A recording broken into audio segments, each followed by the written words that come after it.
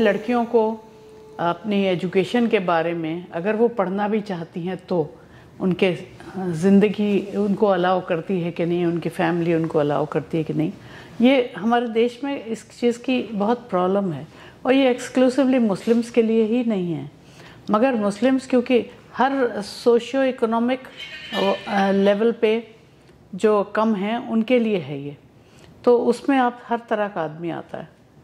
तो इसलिए आप जो हैं उसको एक्सक्लूसिवली मुस्लिम्स का ही मत कहिए जी। ये यूनिवर्सिटी ज़रूर मुस्लिम्स के लिए बहुत कुछ काम कर रही है, क्योंकि इसमें भरोसा होता है उस फैमिली को, उस मुस्लिम फैमिली को भरोसा होता है कि वो आके अपनी बेटी को यहाँ पे छोड़ के जाए।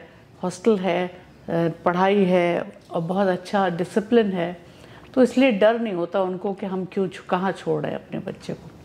पढ़ने के लिए स्कॉलरशिप्स बहुत हैं, गवर्नमेंट के स्कॉलरशिप्स बहुत दे रखे हैं, लड़कियों के लिए ख़ास तौर से बहुत हैं, माइनॉरिटीज़ के लिए भी काफ़ी हैं। तो जब एक बार वो आ जाती हैं स्कूल तक या यूनिवर्सिटी तक, तो उनको स्कॉलरशिप्स मिलने में इतनी मुश्किल नहीं होती, आने की ही देरी है। बस एक स्टेप वो है जो उनको यूनिवर्सिटी के अंदर तक उनको कदम रखना है, उसके बाद university will take care of them. कुछ तो एक तरह से इनसिक्योरिटीज़ की वजह से, क्योंकि पिछले एक दिहाई में कम से कम आपने देखा होगा कि मुसलमान जो हैं मार्जिनलाइज होते चले जा रहे हैं। तो जब एक कम्युनिटी मार्जिनलाइज होती है तो सबसे बड़ा उसका इम्पैक्ट औरतों पे पड़ता है, लड़कियों पे पड़ता है, क्योंकि उन्हीं को वो रिस्ट्रेन करते हैं, क्योंकि एक तरह से एटीट्यूडनल हो जाता है। तो इसी तरह से ये पिछले एक दहाई में हमने देखा है, क्योंकि जब प्लानिंग कमीशन की मैं मेंबर थी उस वक्त हमने post matric scholarship, pre matric scholarship मुसलमान लड़कियों के लिए ख़ास तौर से हमने बहुत सारी स्कीम्स हम लेके आए थे 10वें और 11वें प्लान में। Has fallen. When I talk about the dropout rate of Muslim girls in India, I'm looking at the primary level education and secondary level. So it's come down from 70% to 40%. And why has that happened?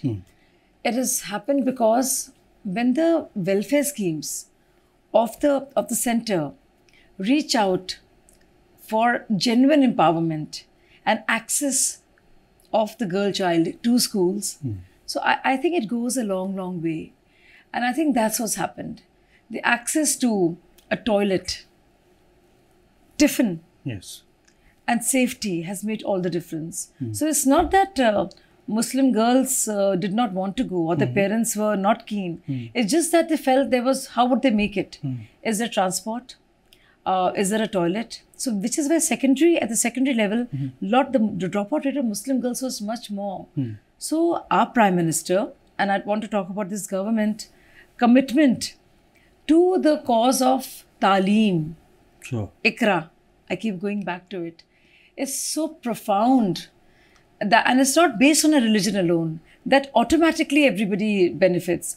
बहुत सारे education women's के या बच्चों के काम किया जा रहा है अभी कुछ सालों में, लेकिन बहुत कुछ करने को बाकी है। जब हम उसमें देखते हैं कि हमारे यहाँ काफ़ी सारे ड्रॉप आउट्स हैं, बच्चियाँ तालीम कंप्लीट नहीं कर पा रही हैं, उसके बहुत सारे वजूहात हैं।